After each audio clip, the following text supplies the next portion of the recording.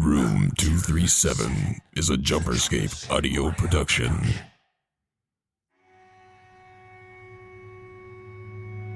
Ah, stranger, we've missed you.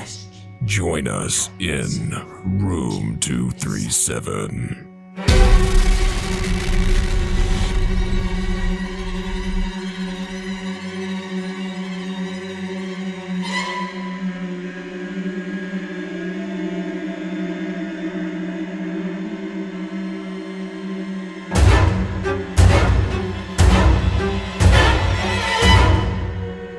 Hello, and welcome to Room 237. You'll never guess what movie we're covering here today. Some might call it their favorite scary movie. My name is James. I'm Ashton. And today, I can't do this the whole time. Today we're covering the Scream sequels. But not all of them. Just Scream 2, 3, and 4. Yeah, the original sequels, as we'll put it. We were going to do all the sequels and lump them into one episode, but then we realized we have life that might in be a bit school loaded and so many other things. Just couldn't fit watching them all in this week, unfortunately. Plus, we yap too much normally. How are we Exactly. supposed to cover 5 movies in the same episode? We would have found a way. We'll see about that. We'll try 3 first. Well, actually, we're starting with 2. But yeah, so we're just going to go through each movie one by one, kind of basically a short version of our usual shtick for each movie. And then we'll kind of sum up our thoughts on what we're calling the Wes Craven sequels. Yeah.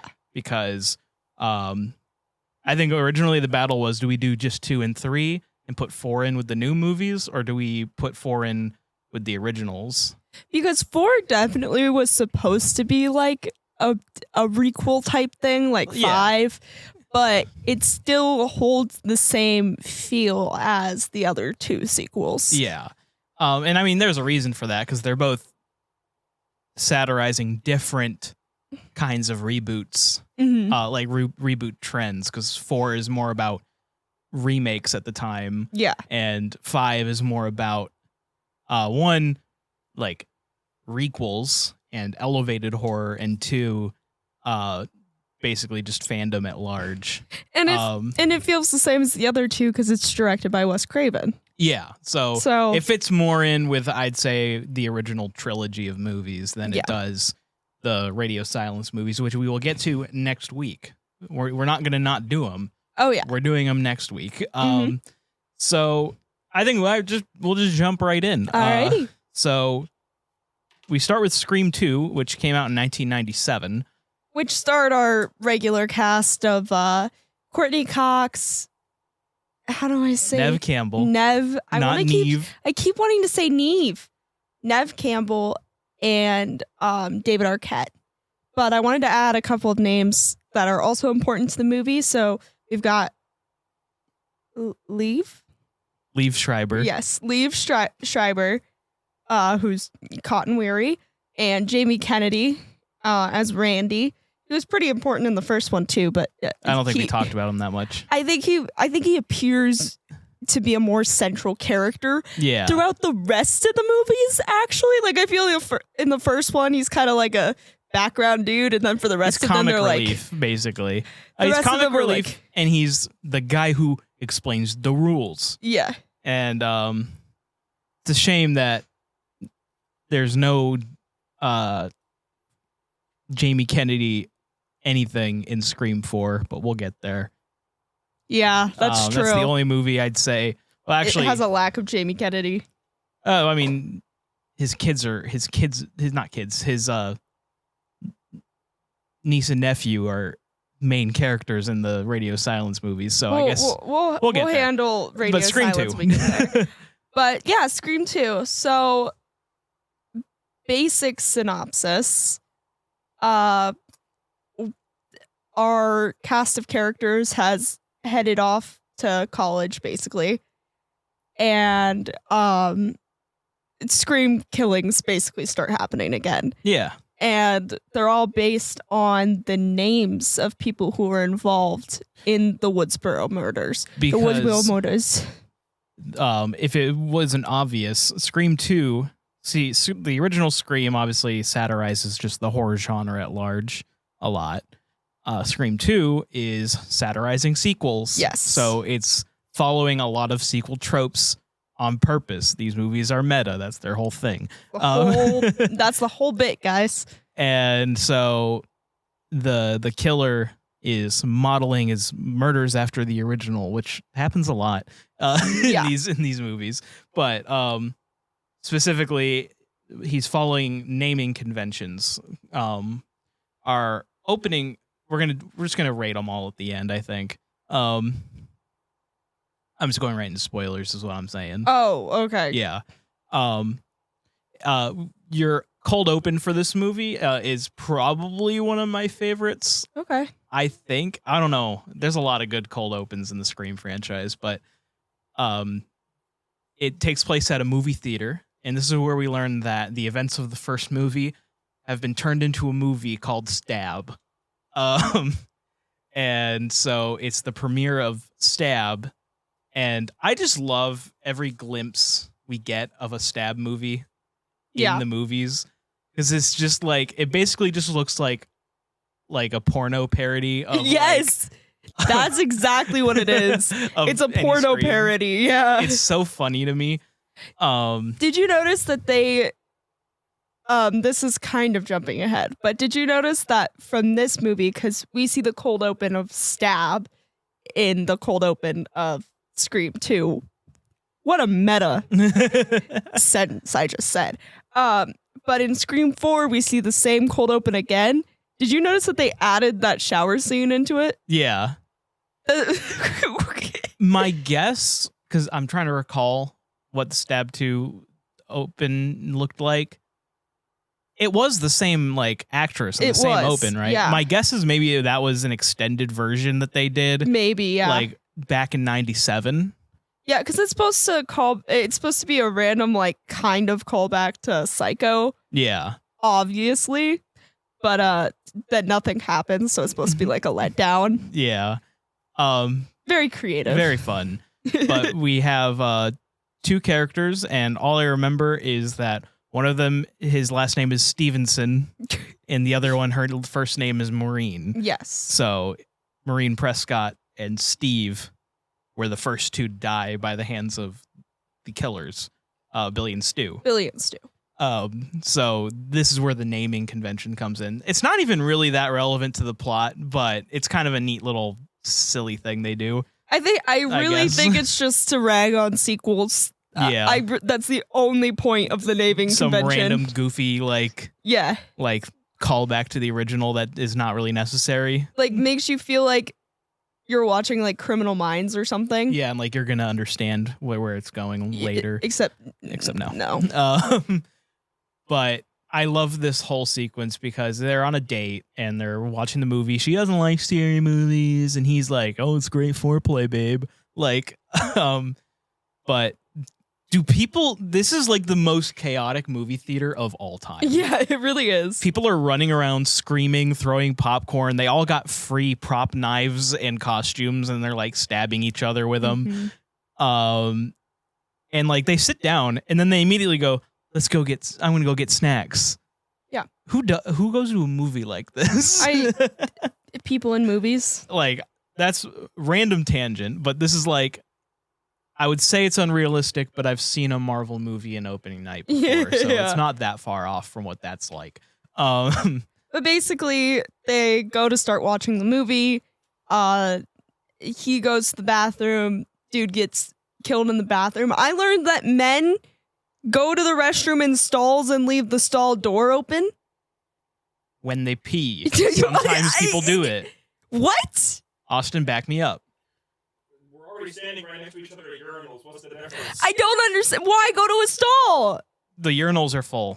That's why he went to the stall. You don't need to. We're already standing right next to each other at the urinals. Why would we need to close the door at the toilet? You guys can't hear him, but he's backing me up.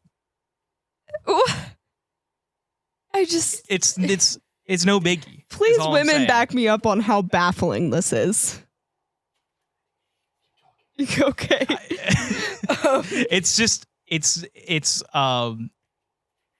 I mean, if anything, it's more privacy than standing next to someone at a urinal. I guess, but okay, whatever. But anyway, he gets stabbed murdered. in the ear Yeah. through the wall. Through the wall of the Someone needs to assess stall. the strength of the knives in these movies. Honestly, have you been in stalls before? Yeah. They're not that strong. But the fact that it just went perfectly through the metal stall wall and then through his skull. Especially if it's an aluminum one, that would be so easy. They're literally just two sheets of aluminum that are hollow in between. It'd be so easy to stab through. But also like through his I've skull. seen people punch through those, and they didn't. Well, I guess it kind of did, but people get stabbed in the ear like that. Okay, well, There's like a hole right here. Maybe I'm not an expert on the durability of stalls. Okay, People God punch forbid. through stalls. Well, I never did. I such thought a thing. I thought everyone else went to the shitty high school, and I didn't go to the shitty high school. I saw punch through stalls. Okay. But anyway, the killer makes his way back into the movie theater and sits down next to Maureen, and she notices blood on her hands, and then tries to start running, gets stabbed multiple times, and goes up in front of where the movie is at and screams and dies. And yeah, and then Cold open over. Yeah. One thing I wanted to note to everybody, because I thought this was really cool that I noticed, someone pulls Ghostface like out of the room, like near the end of the cold open. And something I never noticed, like he's looking at the work he's done, and like if you're not paying attention, it looks like he just kind of bolts away, but you can see he like gets tugged. He gets yanked. So it could have been just the chaos of the movie theater, but I think it was Billy's mother. Are we allowed to make that joke on air? Are we stealing? We're referencing. It's from the movie we're talking about. Yeah, but I'm pretty sure Dead Meat has a running gag with that as well. It's from a horror movie. That's why they reference it. It's a reference. Everyone's allowed to use a reference. Billy's mother. Oh God. Okay. So yeah. Basically, the whole general plot of the movie wraps up with a final duel out between Sid, Dewey, Gale, and what's her actual name? Mrs. Loomis. I don't know. I always just call her Billy's mother. But Billy's mom and our secondary killer, Mickey. Altieri. Yeah, Mickey's he's definitely a stew type, but he doesn't live up to the stew type. No. He's definitely, like, that's the thing. There's always scapegoat second fiddle, almost always. We'll get there. And Mickey is the stew of this movie, and I'd say he is probably, I would call him underrated. And don't worry, at the end of our Scream series, we're probably gonna rank a bunch of random things. The movies, we're probably gonna rank like killers, worst kills, best killers, all the stuff. Best killer deaths, I think is gonna be a good one too. Yeah. So yeah, like there's a lot of things to rate, but we'll get to that when we get to that. But this movie, I do just love that the vibe is pretty intact. You don't like that sound? Stop doing that. You don't like it? That's terrible. How do the folks at home like it? Austin? I hate it. Thank you, I'll Austin. So now I'm scared to like touch anything. Take your gloves off then. I don't No, it's part actually of the mind. vibe. They're for the vibe. I like the vibe more than I hate the sound. Thank you. The gloves are important to the vibe. So I want to mention the other night he made me touch the fabric that this is made out of. No, don't touch me. It gave me the nails on a chalkboard kind of heebie-jeebies. So I don't recommend touching it. I'm not touching it. Don't. Where were we? We got massively sidetracked, but I'm all here for it. But yeah, this movie was great. A couple of notable quotes that I wrote down from watching it, because if I have to say anything about this movie, I think it has the most hilarious one-liners. Yeah, I'd say it's up there. Out of the 3 we watched today, or 4 today, I think it has the most hilarious one-liners.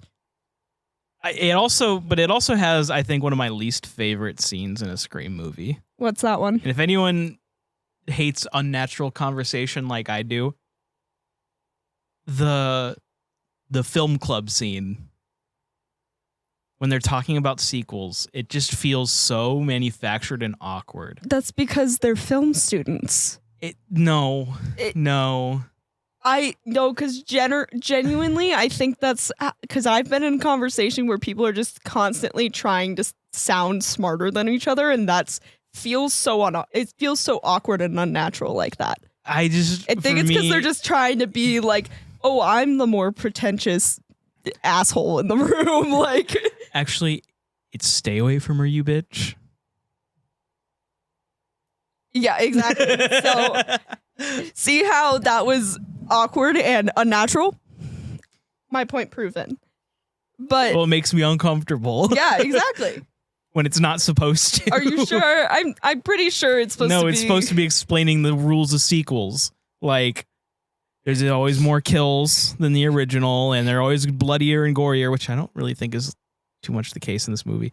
But and that I think that's pretty much it.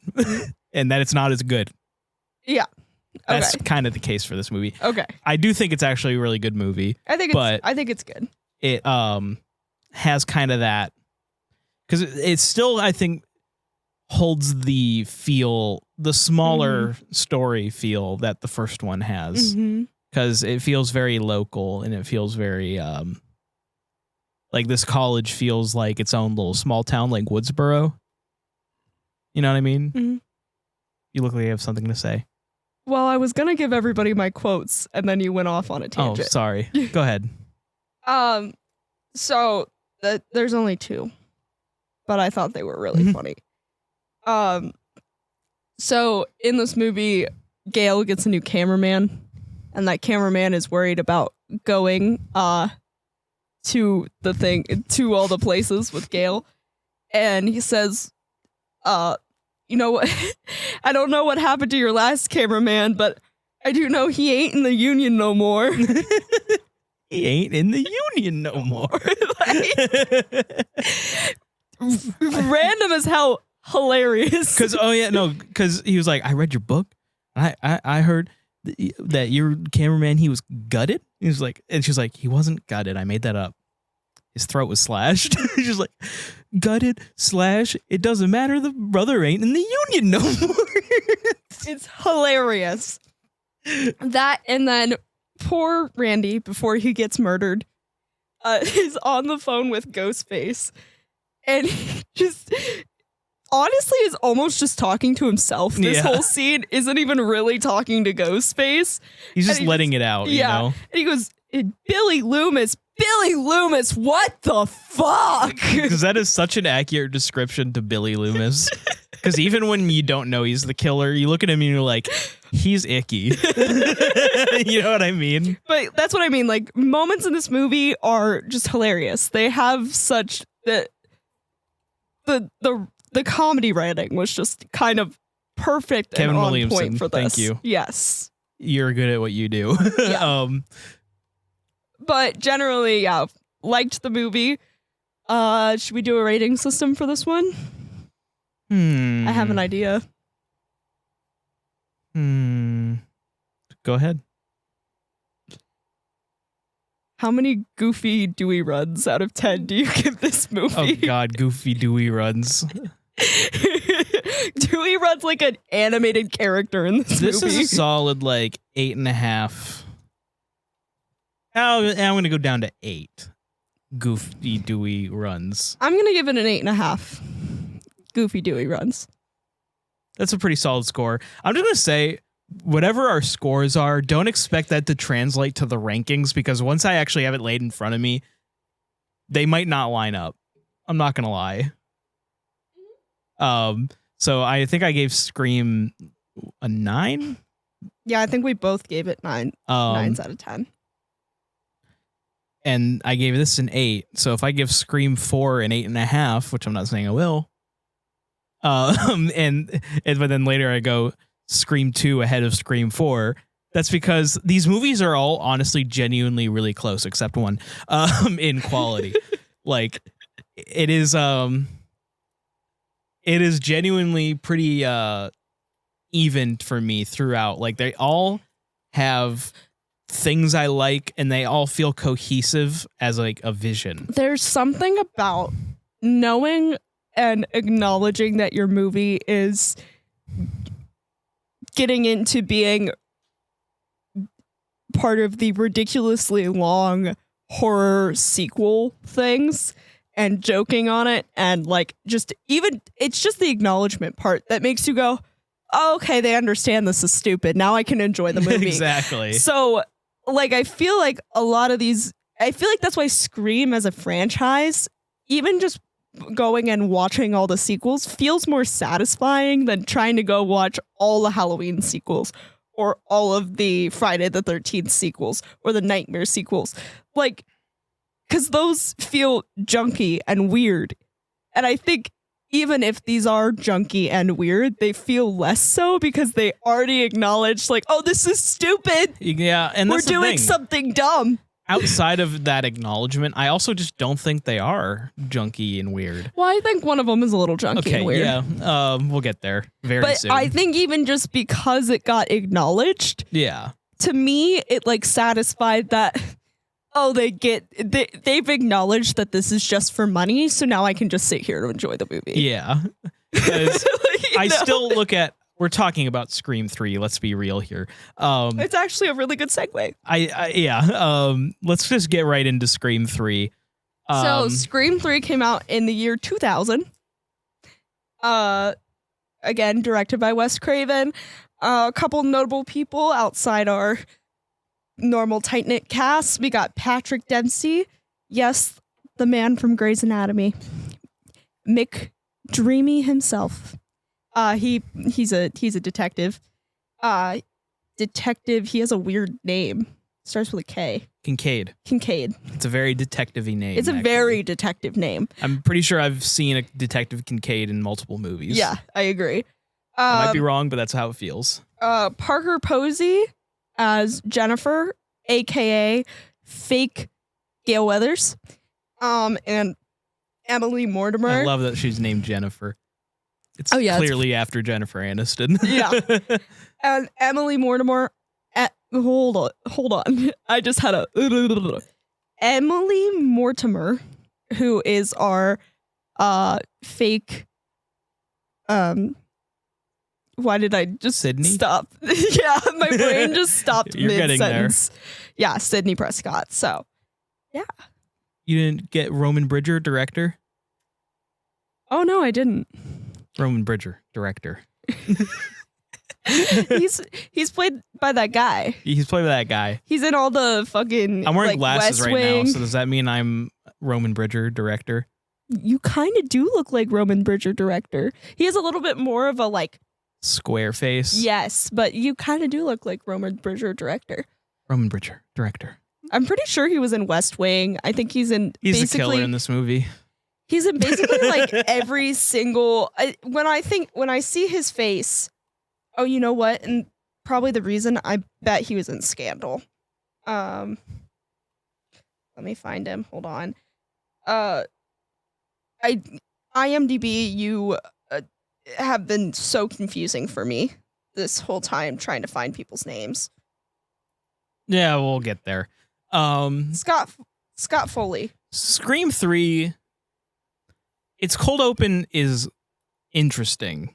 Yeah, he was in Scandal. I was right. There you go. We open with Liev Schreiber reprising his role as Cotton Weary.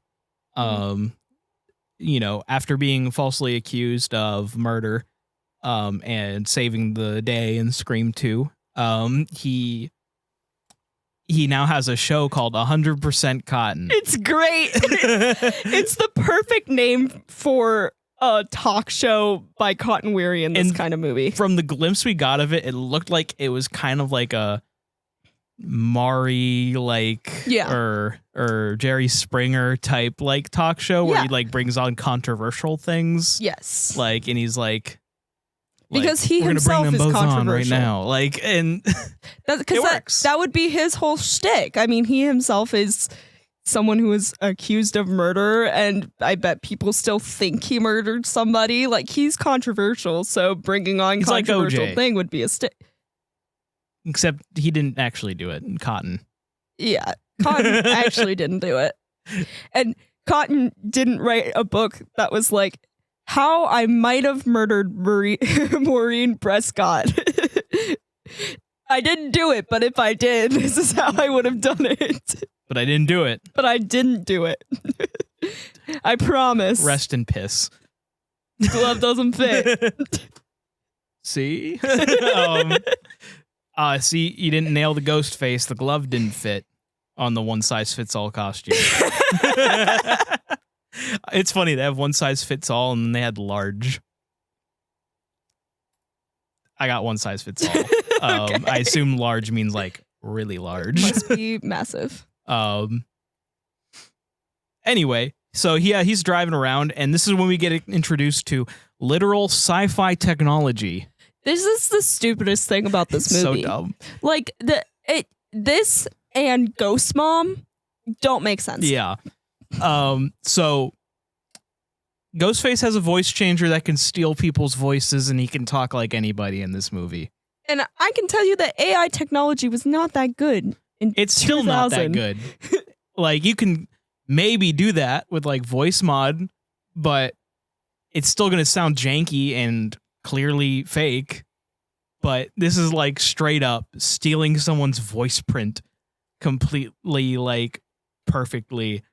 Yeah. With a little 90s red light little goofy device thing. It's so dumb. It was this and it's just we've come stupid. A long way from little white box.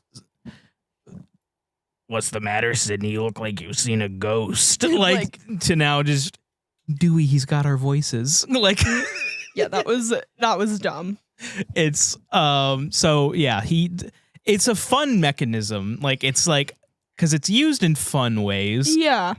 He calls Cotton's girlfriend and pretends to be Cotton and pretends to be basically psychotic.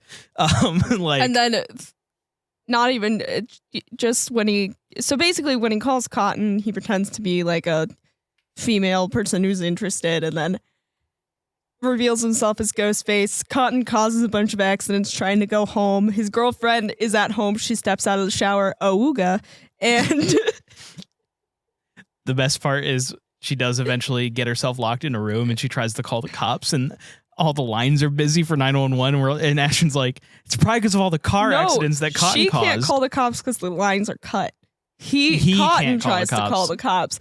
And I go, it's please stand by due to the high volume of calls. And James was like, man, that's LA, isn't it? And I was like, no, I think that's just from all the accidents he caused trying to get home so fast. Because you just see him cause accident after accident after accident after accident. I mean, both work.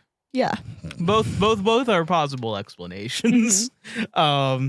Because he probably caused 7 accidents? Yeah. There's going to be more than 7 operators.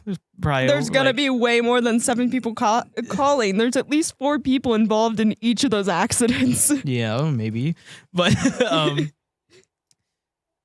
so he speeds home, and Ghostface has already broken in and tormented her with the voice changer. Yes. Because he chased her around. He's all like, babe, I'm just kidding. It's a game. You know the game. And she's like, you're crazy. And he just starts like screaming obscenities at her, like with Cotton's voice. And then this is where we got to check the dexterity of that freaking knife, because he just cuts through a door. It just starts stabbing through going down it. I'm like, that knife couldn't kill anybody anymore. Even if it could go through the door, it couldn't just slice through the wood like that. Well, he clearly gives up. Even if it did, the knife is dull. You can no longer use that knife, and it's also stuck in the door. You can't get it out. Stay close, stranger. The room awaits you after these messages.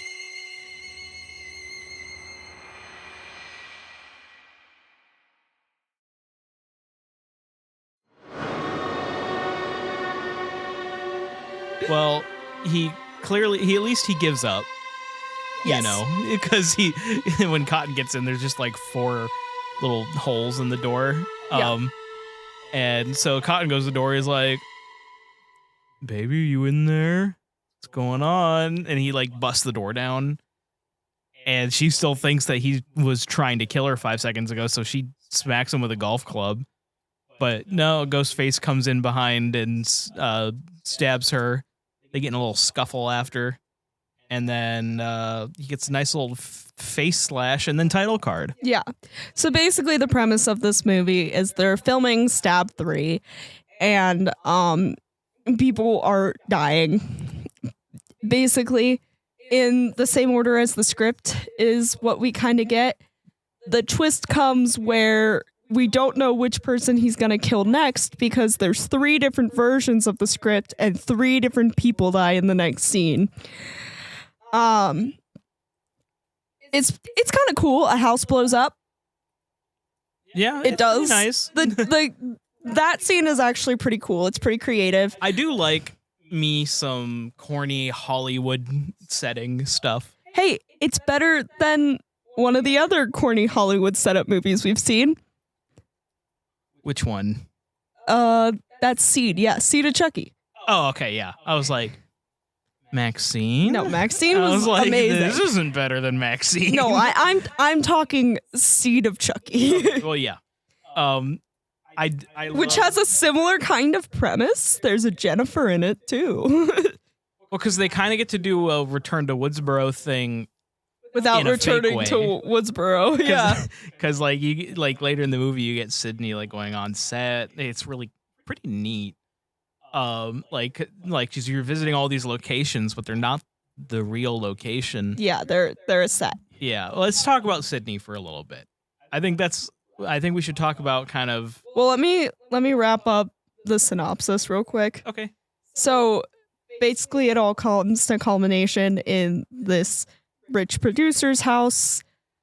Turns out the killer is Sidney's long lost brother, which was a child that Maureen Prescott had when she ran away to Hollywood for a couple years. And he just wanted to be famous like her or something. No. That's not what I got, at least. It was like he wanted revenge. Because he probably grew up in the system because he has no idea who his mother is. That's not what I got from it. I got from it that the producer knew he was his father and has been like paying for him and stuff the whole time because he hangs out with that guy all the time. That guy's hosting his birthday party. I didn't get that. I got that vibe. Not like he took him under his wing, but like he's been like paying him off basically to be like, you know. Yeah. Yeah. But that to stay out of the way, essentially. But that's just not what I got. I got that he was basically didn't have a good life growing up, that he probably was raised in the system because God knows who his father was, given the description of what happened to her that night. And he finally tracked down Rena Reynolds, who he knew was his mom. And it was Maureen Prescott. And she basically slammed the door in his face and said, you know, I have a life, get out of it. Go away from me. Yeah. And so this is where the movie loses me a little bit, is he implicates that he was the one who showed Billy the footage of his dad going into a hotel room with Maureen Prescott and, gave him the little push and said, hey, yeah, get yourself a little sidekick and, do this. And he's like, I'm Roman Bridger. I direct. And this goes back to Randy's rules of trilogies we get in videotape format, because he says, one of the things he says that actually makes sense, because he also says the killer will be superhuman, which only sort of comes out later, but he says, something will be revealed in the third act that changes everything you know about the other movies. And this is that thing, is that, there was technically a third killer. Yeah, like a mastermind behind everything, basically. But I think that kind of, because he does at least give him the credit for Scream, like the events of that movie, because he says, and they went and made a movie of their own. But it's like, it's giving him the credit of this inciting event, which is Maureen's murder, is a little bit shark jumpy to me, if that makes sense. Mm-hmm. Yeah, but sure. I do want to talk about Sidney a little bit, because, man, I feel bad. This poor girl can never escape anything. Like going back to Scream 2 a little bit, she seemed to be handling the, life after this event fairly decently. Mhm. I would say she's definitely a little paranoid. She had caller ID, but she was like not even that bothered by the movie's existence. Like she was like, when Stab came out, she was like, oh, enjoy the movie. Yeah. Basically. In this, we've seen that she's completely reclused. She works for a women's crisis hotline, and from home in the middle of nowhere, basically. Under a false name. With, at least at this time, she had really no reason to be doing that. Got proven right later. I don't even know if it's because of the murderers and the murders. It was probably because of the press. I mean, I think the that's a vibe I factor. got from it, because Stab movies have continued to come out. Well, because the end of the movie, like, it shows that she's made progress because she has a bunch of locks and a security system. In the end of the movie, the last shot is her door swinging open, and she just turns around, looks at it, turns around and leaves it open because she's just not worried anymore. Right. So I don't think she's worried about the press sneaking into her house. She's worried about Ghostface sneaking into her house. Her friend is Gail Weathers. You know what I'm saying, though. Can I just say, her friend is Gail Weathers. Yes, but you know what I'm saying. She could definitely be worried about the press sneaking into her house. Oh, yeah, but by the end of 3, Gail's like a pal. I'm not saying Gail's gonna sneak into her house. I'm saying her friend is Gail Weathers. She knows how those types of people run and work. Yeah, but I don't think the message was, I don't have to be scared of the press anymore. No, it wasn't. But I think it's a combination of worried about killers. And also, if she falls off the map, there's way less of a reason for there to be copycat killers anyway. Yeah, but I still think that's, like, the message is she doesn't have to hide from anything anymore. Right. But I think still the kind of door differences from when we meet her to the end of the movie definitely shows it's more about safety and feeling like she can live her life. Mm-hmm. And that can be for both things, but I think it's more explicitly for being murdered. Okay. Yeah. Funny things about this movie. So there's several. Yeah, there's very many. So basically there's fake versions of every person we've ever encountered in the movies. Fake Gail Weathers is the biggest one. Jennifer. And what's really funny about her is throughout the movie, she just wears just barely different outfits from Gale. And I think that's really funny because you just like, you'll see them wearing, they're both wearing a purple shirt and the same necklace, but one necklace is pulled up to here and one necklace is like a low hanging necklace. And it's like different shades of purple. Yeah, different shades of pink, different shades of, it's really quite comical. My favorite is Gale is wearing a sweater and leather jacket combo with colors that make sense. And Jennifer is wearing the same combo, but with really silly, like bright neon colors. Yeah. The other thing that happens to Sidney is she keeps seeing her ghost mom. That's not so funny. It also doesn't make any sense to me. Like, it feels in a movie that already has things that feel out of place. It's the one that really kills this movie for me. But to be fair, it is hallucinations, not actually a ghost mom, at least. Either way, it still is what pulls me completely out of the movie. Yeah, it's just weird. It seemed more like a way to get like extra like creepy scene, but it just kind of comes off as weird. It just comes off really odd. I'm a fan of the moments where we don't even really know if it's actually Ghost Mom / Ghostface using Ghost Mom's voice under the Woodsboro body bag. Yeah, that stuff I thought was kind of creepy. Well, and that's insinuated to be her brother, but what just doesn't add up to me is like how is he supposed to have been the reason Ghost Mom's been there the whole time? Like, none of that makes any sense. Also, how did he get, I know the voice changer doesn't make sense already, but how did he get Maureen Prescott's voice? From the movies. From the movies she was in. But she recognizes it as her mom's voice. Oh, from the literal movies. From the literal movies. No, from the literal movies she was in. Because we learn, one of the subplots is we learn that her mother was in horror films for like a couple years or something. She disappeared off the map and had a fake name. Also, this movie was brave, and I don't know if anyone knew it at the time, because this producer is definitely the filmmakers outing Jeffrey Weinstein, who made this movie, who was the producer of this movie. Oh my God, I never even put that together. Because there's definitely a Weinstein plot for Milton. For Milton is the producer's name. Yeah.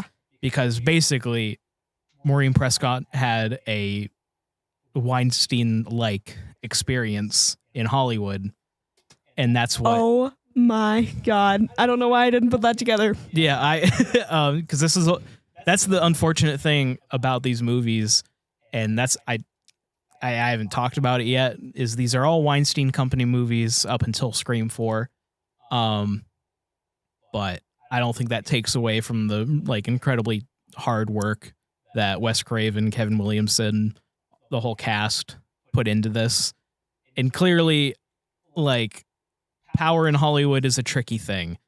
And if if you have to kind of out the practices of some people through a caricature in your film, that's fine by me. Evidently, he didn't pay that much attention to it. No. I mean, people like that, they just think they're invincible anyway. Obviously, he just put his money in it and moved on. Yeah. So I bet he never even watched it. Probably didn't. Or there would have been a lot more controversy. Yeah. Other things in this movie I wanted to mention when we find out about Rena Reynolds. This scene is impeccable. Carrie Fisher appears in this movie, which is, I forgot about it from the first time I watched it. Then the second time I was like, oh, Carrie, oh my God. First of all, she looks immaculate. Like, you can tell like she has like gotten sober and like she looks very healthy. Second of all, there's a whole joke about how, yes, she does look like Carrie Fisher. Yeah, it's not actually she's not Carrie. Carrie Fisher. She was also up for the part of Princess Leia, but guess who got it? Carrie Fisher. It's like, And then guess who got it? The one who slept with George Lucas. yeah, which is a stab at herself, which is very Carrie Fisher. And then they go to find pictures of Maureen and find out her stage name was Rena Reynolds, which just amazing. Just amazing. If you don't know who Carrie Fisher's mother is, it's Debbie Reynolds. So that's why it's fun. the comedy in that scene is so meta. You have to be thinking on the outside of the movie to be able to get the comedy of that scene. It's spectacular. I love that scene. Sorry. I love Carrie Fisher. I'm kind of obsessed with her. She is my fantasy dead grandma. Which was You heard it here first, folks. send me all your Carrie Fisher stuff. I love her. She's the best. Yeah. And I think if I said fantasy dead grandma and Carrie Fisher was like somehow listening in, she would laugh out loud and think that was absolutely hilarious. Yeah, fair point. And agree with me. Because that's who Carrie was. But that's the problem with this movie, though, is it is a lot of just Hollywood humor. It definitely is. It does it better than some movies. I think it's a lot less like, what's the right word? It feels very old Hollywood, though. That's kind of what I like about it. Insider, like it doesn't feel like insider trading, or what's the right word for that? There's a Trading. No, there's a right phrase for that, where you can only really get the joke if you're An inside joke? No, there's a different word for that. I don't know. I can't remember it. But I do like that the Hollywood vibes are very old Hollywood throughout the movie. Like kind of golden agey. Granted, because the main mystery happened in the golden age of Hollywood. And also the mansion at the end is very golden age of Hollywood. But to quickly get more into the ending of this movie, so like the killer revealed moment is so like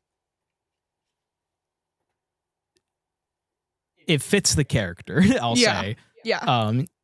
He has like a projection of a bunch of Maureen Prescott footage on the screen. Like he comes out and starts evil villain monologuing with the Ghostface voice still on. And then like I just remember he's like, how she could throw me out, her own son. Roman Bridger, director. Yeah. But one thing that we were talking about earlier is that this when Roman dies, is they had a chance for a very impactful like Ghostface death, because it's like once he's down for the count, you think like Sidney kind of has a moment where you're like, this is still my brother, and she like holds his hand as he goes, Mm. and you're like, wow. And it also has two visuals. It's Sidney like grabbing Ghostface's hand and like coming to terms with it, you know, Mm-hmm. like letting that past die. I'm probably overanalyzing Scream 3 a little bit, but It's a really beautiful moment. it is. And I hate to say it this way because it's very Scream. It's immediately trampled on a little bit because he gets back up and is all, like, and he gets shot like 10 times because Dewey can't learn he's wearing a bulletproof vest. Yeah, and you have to do that because it's a Scream movie. The killer always is about to get back up. That's the whole joke. But you know, it does cheapen the meaning there a little bit. But yeah. And then again on the ending, we go back to Sidney's house and she's opened all her gates and the door swings open and she's fine with it and all of her friends are there, including Patrick Dempsey. I guess she's dating him is what I got from that. She's married to him to this day in the Scream world. Really? Yes. She married McDreamy? We kind of missed it. But in Scream 5, like when we watched it, when she like picks up the phone when Dewey calls, like she mentions him basically. Oh, she I didn't mentions him realize at this. some point in that movie. I didn't even notice. But like we probably both already forgot his first name. Yeah, we definitely Because she calls him forgot. by his first name, because that'd be weird if she said, my husband, Detective Kincaid. Like, Yeah. but yeah, no, they're full married with kids. Another fun quote that I loved from this movie is when fake Gail is trying to get away from the killer. She goes, I'm the killer at stab 3! I'm the killer at stab 3! Which is wild, because that means they were just going to straight jump to making Gail Weathers the killer. Like, they ran out of source material. Hey, let's make Gail the killer. I mean, it doesn't sound like they got too far off that, because they do time travel, apparently. Yeah, and they kept talking about how many rewrites there's been on this movie. Yeah. Because I don't think this movie was ever going to be made, at least the one that was being made, because that was Roman's whole plan. Yeah. He was going to make new source material, basically. Basically. Which, oddly enough, that's the motive 3 times. Yeah, To make new source material in one way or another. Yeah. This is the first time, because I don't think Mickey and Billy's mother were trying to make another Stab movie. I don't think Mickey really gave a shit about the Stab movie yet. Like, it just came out. But yeah, Roman's trying to make a new Stab movie. The killers in Scream 4, we'll get there, are trying to remake Stab, and then it'll be a movie. Yeah. And then in Scream 5, Same they're deal. tired of bad Stab movies, so they're gonna make a new Stab movie. Like, so it's kind of redundant. I never really thought about it. Yeah. But hey, at least it's all for different reasons. Yeah. And done in different ways. But I think the thing is, redundancy is part of the joke with these movies. Yeah. And that's a good segue into Scream 4. Which, let's go back to 2011 in our brains. Yeah, 2011. 2011 was the time of when some people had iPhones and some people had sliding keyboard phones. Mm-hmm. Live streaming was barely a thing. It was very grassroots if you were doing it. Mm-hmm. I think Twitch was still called whatever it was called back then. It had some weird name. And every single horror franchise was getting a remake. So that's what this movie's going to satirize. Yeah, exactly. Oh, we didn't rate Scream 3. Oh, we forgot. Yeah. Oh, well. What would be the rating system for Scream 3? How many Roman Bridger directors out of 10 would you give Scream 3? I'll give it a 7 out of 10.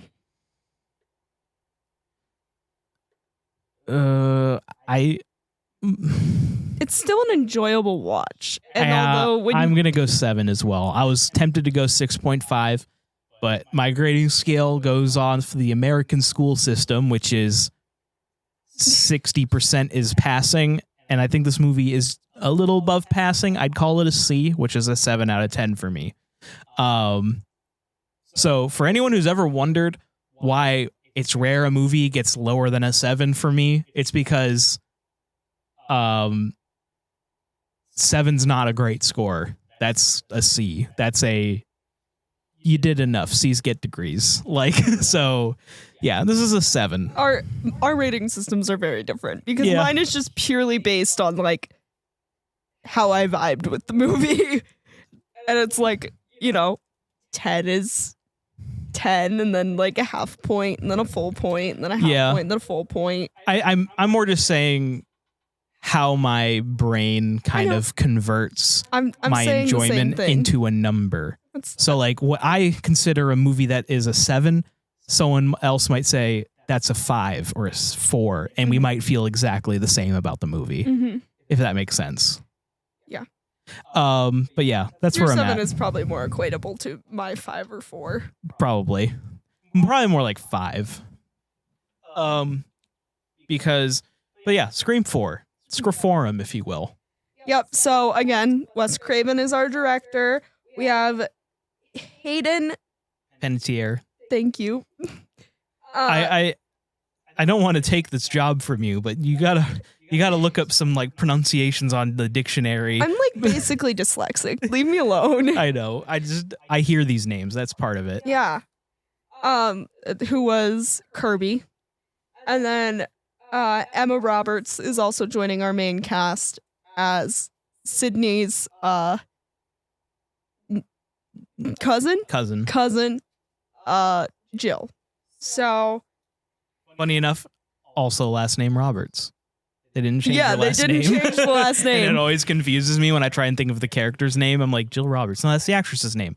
Roberts, right? And I'm like, no, it's Emma Roberts. But her name's Jill, right? Like, So the cold open for this one is definitely interesting. I liked it when I first saw this movie. I think it's a little ridiculous now. It doesn't have the same impact the second or third time you watch the movie. No. The first time you watch it, you're like, whoa. So let's explain what we're talking about. So basically, it starts with a cold open Yeah. where A pretty traditional Scream cold open. yeah, and the two girls get killed by two killers, and you're like, whoa. Yeah, you see two killers right off the bat, and you're like, whoa, they're Whoa, not even that's- hiding it. That's insane. And then it turns out Title it's, card, stab 6. and then it turns out it's two other ladies watching that movie, and one of them stabs the other, and you're like, whoa, what an insane start. We already know who the killer is. One of them was Kristen Bell, by the way. Yes. And The- also in the the other stabber one, there was was- Lucy Hale. Yeah. The So- stabber was Kristen Bell. And then that goes into stab 7. And And then we see two other girls watching a movie, and you're like, oh my God, are they going to do this a third freaking time? thankfully, no. No. Because you can tell when the conversation starts, you're like, Yeah. okay, this is really it. Because Yeah. the They one start girl's like, Mentioning other and characters. they're like, I'm confused. If stab 6 is the beginning of stab 7, does that make the beginning of stab 6 stab 5? And if that's the case, what's stab 4 about? I think that's exactly how it went. Yeah. And they're like, well, Stab 5 had time travel, so I don't think you really need to be like thinking that hard about these movies. Like, But that's how we get established. It's like, I can't believe you don't like these movies. You know, we live in Woodsboro. And how this girl didn't realize that, like, realize what that means. Because she goes, what does that have to do with us? And like, that we live in Woodsboro. Like, how did she not know that there was these movies? Or was she just like saying about these sequels? What does that have to do with anything? I think what she's saying is like, we live in Woodsboro now, but the killings occurred a while ago. Like, this doesn't impact us in any way. Why should I even care? Yeah. But that's how we know where we are right now. We're in Woodsboro. Yeah, because we're not. Can I just say it? They're not. This character isn't like us. Okay, every time Ohio gets mentioned in a movie, we're like, Ohio, we live there. Oh my god. But this girl is just like, okay, and Everyone else in Woodsboro seems kind of obsessed with it.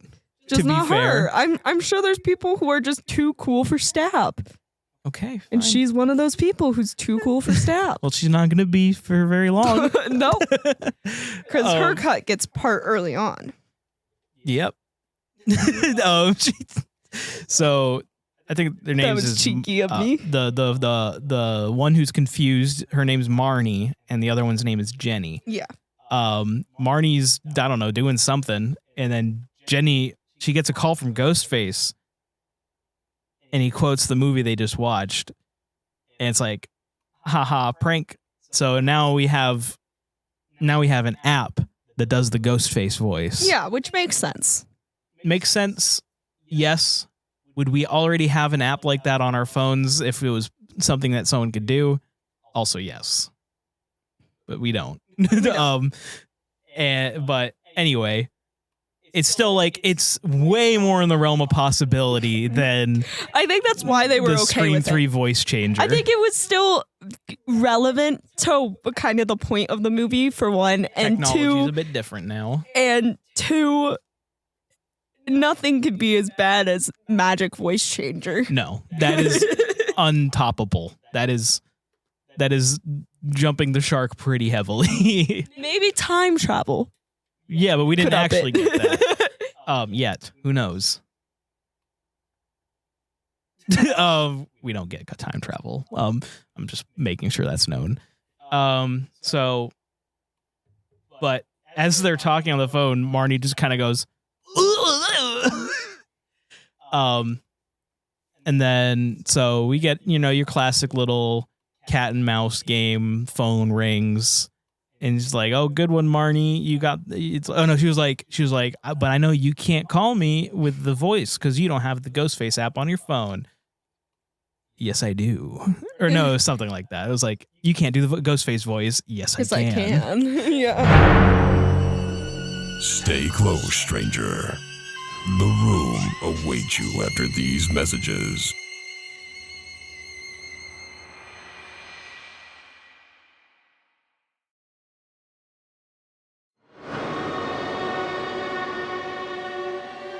We get a classic kind of horror movie reference heavy Ghostface kind of tangent. And then Marnie gets thrown through the window. The subtlety is not very core to this Ghostface. Yeah, no, definitely not. But I think that's also part of the point, is in these horror remakes, subtlety is kind of out the window. Everything's kind of bombastic, extra gory, extra violent.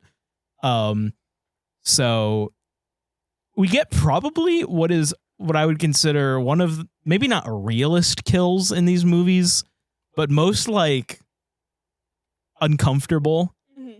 Because like by the end of it, she's gotten stabbed in the spine. She's trying to crawl out of a garage. Ghostface closes the garage, and instead of unrealistically crushing her, it just hits her and then her goes spine, back up. probably hurts really bad, and then goes back up. I just gotta say, these people in Scream gotta get the same garage door sensors as I do, because a leaf blows in the way of the sensor in the garage door. It's like, there's a human there, I can't close. I can't close. There's a human. Yeah, but that wouldn't be fun.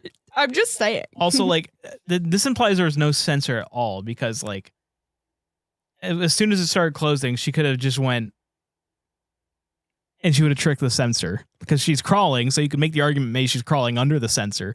But, hey, she's panicking, so... Yeah. But he, like, drags her back inside, and I don't know why I feel this way. It's just, like, I think it's just the actress is like screaming her head off in a very convincing way. Mm-hmm. But every time I watch this opening kill, I'm like, God damn. Why is this like sad? Yeah. This is a Scream movie. I'm supposed to be like, ooh. Yeah, it is kind of like a depressing cold open, honestly. But then we title card to pop music. Yeah. And Sidney's back in town. It's giving every early 2000s movie that started with that Perfect Day song. You know the song I'm talking about? At least perfect day. At least they didn't do California Love. In my way. Yeah. Because this movie takes place in California, because that's where Woodsboro is. Mm-hmm. And I swear to God, every movie in the late 2000s, early 2010s, if it took place in California, second you get any shot of California, California love, like every single one. But hey, that's okay. So yeah, brief synopsis of this movie. We're back in Woodsboro, and Sidney has released her memoir, so she's doing a little meet and greet for her memoir. Obviously the ghost face killings are happening again. It's on the anniversary of the first ghost face killings. Our cast of characters, are trying to figure out the murder. And it all comes to a head. Yeah, thank you. I want to definitely shout out the Stabathon. Oh yeah, there's a thon. Because this movie toys with fake endings a lot. First it sets off this obvious ending place. The Stabathon, which is a stab movie marathon in like a barn in the middle of nowhere. Which is giving the same vibe as going to see Rocky Horror Picture Show around Halloween, because they're all yelling at things in unison and throwing things and doing stuff like that. All I know is can someone please do a screamathon in some barn near me? That would be so fun. Near me. Like, yeah. I will drive a few hours. So if if you're in any of the bordering states of Ohio, that's about as far as I'll go. And you want to throw a screamathon. Sorry, the way you said that gave me the vibe of hot MILFs near me. But yeah, keeping in remake fashion, like, it's not that this movie is like a remake. Mm-hmm. It has kind of the vibe. Also, someone smeared Vaseline all over the camera lens because everything has this weird like haze the entire movie. Yeah. But so the killers are trying to basically make a remake of the original. Yeah. And the killers are a Culkin and Sidney's cousin, Jill. Yeah. So yeah, there's a screamathon, but it all comes to a head at a friend's house, and kind of has the same vibe as the ending of Scream. You know, everyone sits down to watch a horror movie, killing ensues, except there's some twists. So there's a moment that feels like the cold open of Scream, where the Culkin gets duct taped to a chair, and but our horror nerd actually wins the horror quiz and goes out to save said Culkin, and he stabs her. So that was a cool twist. I still remember when I watched this for the first time, like the gasp that I would have had if I gasped.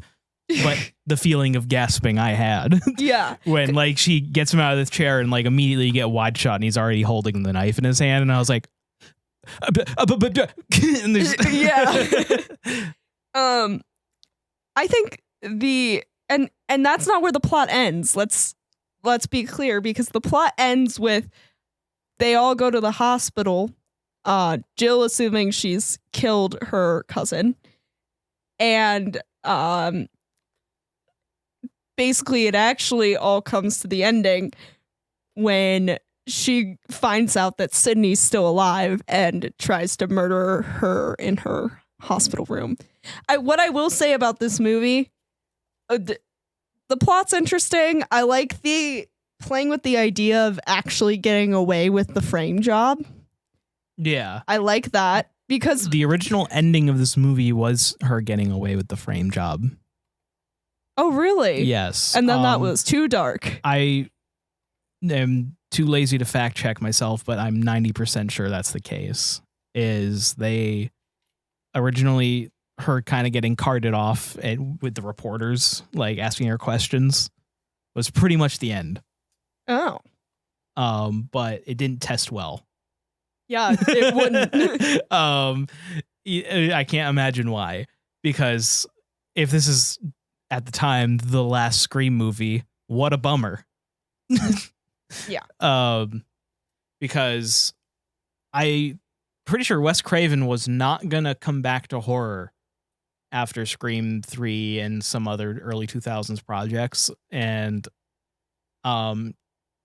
so this in a lot of ways was his like final like goodbye, was this movie. He passed away a few years after it came out. I believe in 2015, if I'm not mistaken. But this, if I'm not mistaken, was the last movie he ever directed. So it's a good thing they didn't go with that ending, because who knows if, butterfly effect, like if Scream 5 would have ever happened. Because the thing is, if it weren't for Radio Silence existing and being who they were, I don't think Scream 5 would have happened, because none of the cast really wanted to do it, especially Nev Campbell, because of Wes, out of respect for him. And then they like wrote her like a very heartfelt letter about what Wes meant to their careers and like how much they respect him and like loved his work. and that convinced her to come back. But I think it kind of starts with this movie because this was like his so long farewell, you know? Yeah. But one thing also to mention about this movie, the red herrings are probably the best red herrings. I remember watching this the first time having no idea who the killer was. No idea. None. Like, I was convinced it was Judy Hicks. Judy Hicks. I keep trying to call her Judy Hopps. Judy Hopps. I mean, you know, she was first. Judy Hicks was before Judy Hopps. Yes. Because she's like obsessed with Dewey, and she keeps appearing out of nowhere and not being where she's supposed to be when she's supposed to be there, and is very ominous with Sid. She has that whole back and forth with Sid where she's like, "Don't you remember me?" Mm-hmm. So she's like the best red herring I've seen in the entire Scream franchise. Well, the thing that this whole franchise does well is from the first movie, it challenges what you know about red herrings. Because Billy Loomis is a walking red flag, and I know you convinced yourself he wasn't the killer because it's too obvious. Yeah, and that is like, oh, he's definitely a red herring. Like, so everyone remains a suspect because just because someone's presented as a red herring, it doesn't mean that they are a red herring. Like, it's very they do a good job of this person's red herring. Oh, now this person did something weird. Who is it? Like, yeah, it's but I think this one has the best like examples of the red herring. Yeah, like they're very well set up and have more than one instance of being odd so that you're convinced it's them. And because of the nature of this movie, Trevor is the boyfriend. Yeah. He's the basically on looks purpose like Billy Loomis. He's the on purpose red herring. And because this movie's presented as a parody of remakes, you're sitting there thinking, okay, well, that doesn't make him like not a suspect because he's such an obvious red herring, is because, hey, so was Billy. And they're literally basically filling the same role, right? Right? I did not suspect Jill at all when I first watched the movie. No. That was always, I just remember the moment like she takes the mask off and she's like surprised. I'm like, yeah. Yeah. And it's hard to like, we'd have She to was the like mastermind. we have to sit there and rewatch it a little bit for me to like, There are signs. See more of the signs. I need to piece together her storyline a little bit more. But yeah, like she kind of just comes out of nowhere and you're like, what? Well, it's like Charlie definitely did most of the killing. I just remembered his name, the Culkin. The Culkin. He did most of the killing from what I could gather, just from what makes sense, like time-wise. I think that Jill killed her own mom. I think so too, yeah. I'm pretty sure because the Culkin was at Stabathon, so there's no way he could have gotten to her house, so it had to be Jill who killed her own mom. She does say it. She says she killed her own mom. She said my mom had to die. I thought she said she had to kill her. I thought my own mother had to die just to recreate it as closely as possible. But yeah. I still think, even if that line doesn't explicitly admit it, I think the timing is like just doesn't make sense of any other way. But also, does that mean she's the ghost face with enough strength to stab the cop in the skull? I guess so. But I always love, and I think me and you, once we could probably start watching them, but we need to go and watch those videos by a YouTuber who I cannot remember the name of, where he dissects each movie and says who's who and who's each ghost face in each scene and how many kills do they each have. Because this movie, I'm very curious to see how many times Jill actually got her hands dirty besides the ending. Yeah. Because in the ending, she does kill Trevor, That's all I think we can say she for sure killed. Mhm. In my head, at least. All right. Well, I'm trying to think of a thing. How many lemon squares out of 10?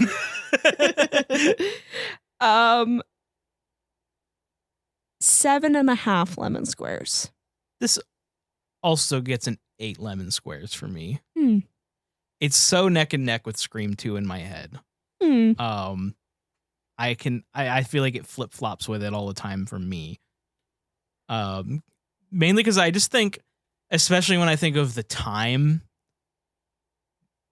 a legacy horror franchise getting a sequel in 2011 that actually follows the continuity was completely a rarity.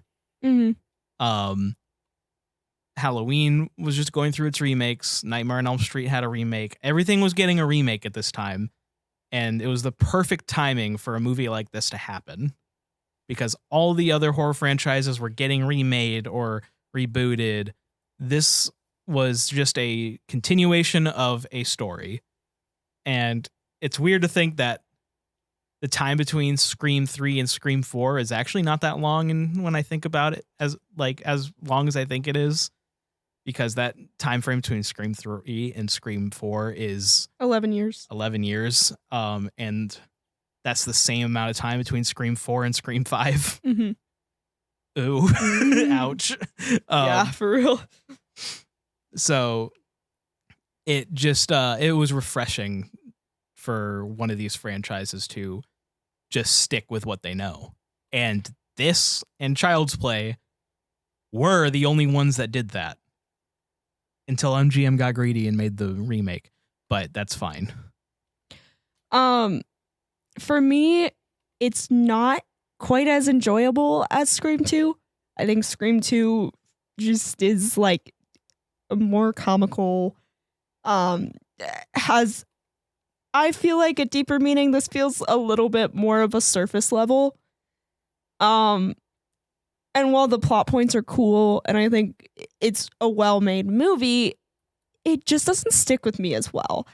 Like, even Scream 3 to me is a little bit funnier and like just gets me going a little bit more. I think another part of it is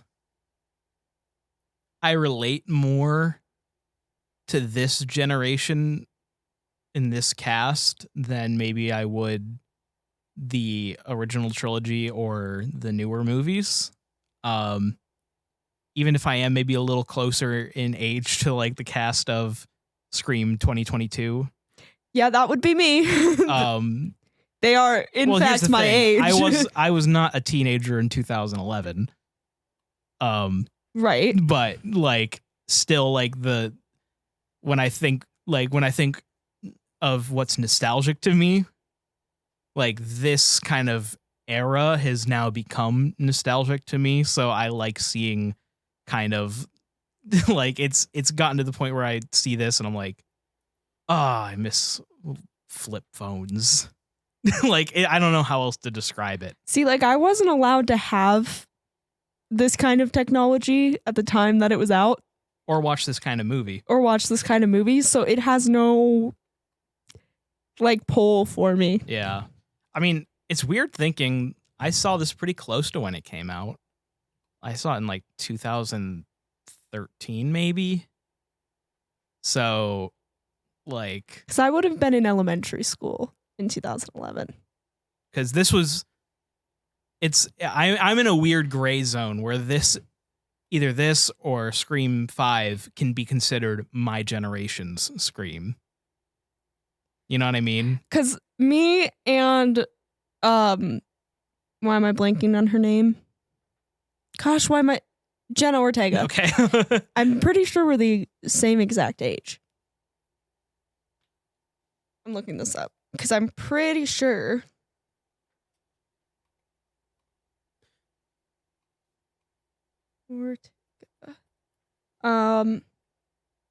Yep, 21 years. Actually, she's only like a couple weeks older than me. She was born September 27th.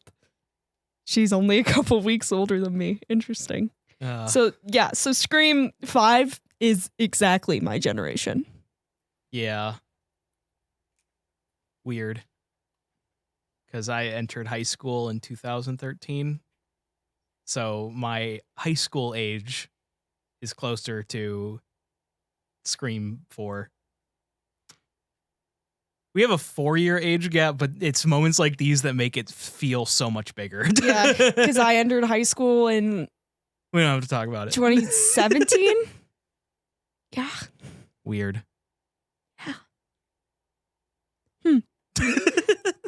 Well, Austin, how are we doing on time? You are currently standing at about an hour and 20. Oh, okay. Not as bad as I thought. So we can do a little bit of Q&A. All right.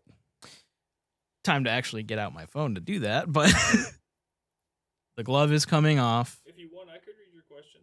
Oh, you can read our questions? Yeah, we're all like fancy like that. And also I have the microphone bent far enough that I can reach it with my voice. Alrighty, read us 5 questions. Not in a row, but Okay, not in a row. Just 5 random ones? Or what are you saying? like from where we left off, I marked them. Okay. So you're saying don't rapid fire them. No, No. I'm saying we do 5 questions. And maybe don't do all of the like block ones from Potassium. Kyle. I'll try And my Slip. best, but he does. Both of them are like the top donors. Yeah, I know. No, if they feel like real questions, go ahead. Okay. And also, Because there are some real questions kind of hidden in They there. like to prank us. I want to appreciate you guys for marking the ones that you already read. That's really helpful. Okay. Slip asks, what other movie months could we possibly see in season 2? Scream. Other than that, we have Halloween coming up. We have October. So it's not going to be a franchise, but we're definitely going to keep in theme for the month of October with Halloween. We will obviously cover Halloween, and we're going to cover a couple other things that I will not reveal. Cool. But as for any other franchises in season 2, probably not likely. Probably going to wait till season 3 to do another franchise. Unless you can consider Beetlejuice a franchise, because I want to handle that. The juice is loose. How many weeks are left in September? I don't know. 3. 3, 2, 3. Ish. Beetlejuice ain't happening this month. Okay. So maybe, I guess, November. We'll figure it out. I want to watch Beetlejuice, James. Oh, well, let's watch it. We don't have to do it for the podcast. I want to do it for the podcast. Okay. She wants to do it for the podcast. Kyle asks, what's your favorite musical? Oh, Kyle. Asking specifically because I know she has a bunch and you don't. Oh, Kyle, that is so difficult. I'm just gonna say Phantom of the Opera. Okay, that's solid. that's a solid answer. I've only seen a couple musicals like in their entirety, and that's the one That's going to liked change. the most. That's going to I'm change. sorry. So when it comes to gosh, I'm gonna go with Anastasia. I think it's really because of the nostalgia and because I was made to play Anya. I hope every single person listening to this podcast has watched the Anastasia movie. It was in the 90s, I believe. It's an animated movie. I'm pretty sure someone who animated for Disney got pissed off and left Disney and then made this movie. The soundtrack is immaculate and the storyline is fictional, but great. Well, it's a tough ask for everyone listening because not everyone on the podcast has even seen it. Oh, I know what we're watching tonight, folks. Oh, boy. Oh, it's fantastic. But the way that some of the musical numbers that really didn't fit the theme of the Broadway musical were then turned into different numbers is just amazing. And they took out all the magic parts of it and made it very real and based in Russia that's torn and terrible. So it's a beautiful musical. I recommend listening to it. It's just absolutely gorgeous. So yeah, that's my favorite musical. Honorable mention: Shrek the Musical. That's also a very good honorable mention. It's Sutton bizarrely Foster. an amazing musical. Sutton Foster is just. Would you? Kyle asks, would you ever want to stay in that one hotel that The Shining takes place in? Is he talking about the Stanley or is he talking about the Timberliner? He's probably talking about the Stanley. The answer is both. Yes. I was just gonna say, what if both? Both. I would stay in room 217. Yeah, I actually really want to stay in room 17. In fact, when we were talking about the finale of season 1, I was like, what are the chances that we could stay in the Stanley Hotel and do our podcast episode from the Stanley And I Hotel? said probably 0. And he was right. But I guess there's always a chance. I love the Stanley. I want to go there. I have said a bunch of times that ghost hunting isn't for me because I don't like inviting spirits into my life, but I would do it there. I would do it there. It's a very neutral place What to if do when your we're playing ghost hunting. Phasmophobia, a random ghost named Carl Jacobs walks into your room while you say, "Carl Jacobs, are you here?" playing Phasmophobia, and you invited him into your house. He wouldn't. Email the developers. Good idea. Next question. Yeah. Follow up. Are there any other spooky places you guys would like to visit more than any others? He has one. Well, that's the thing. It's not going to happen. Bobby Mackey's Music World Nope. is getting torn down. Oh, really? Yeah.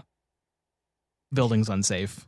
Oh, shocker. It's probably honestly the poor ventilation that makes people see stuff in there. Let's be real. Where are the unhoused ghosts going to go? I don't know. They'll haunt the They'll grounds. figure it out. They'll haunt the grounds. No one ever thinks about this. Well, they always just they get their homes removed, taken away from them. It's like the squirrels all over again. You can save a ghost. Preserve historic buildings. I thought you were talking about the fact that I said I would never go to Bobby Mackey's Music World. When you said it's never going to happen. No, I would have went with Shane. Yeah, I know you would have went with Shane, and then you would have to spend a week away from me. At least.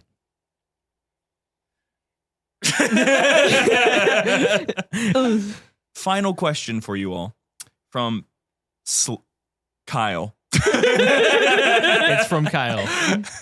What is one thing that you are genuinely proud of yourself for? Oh.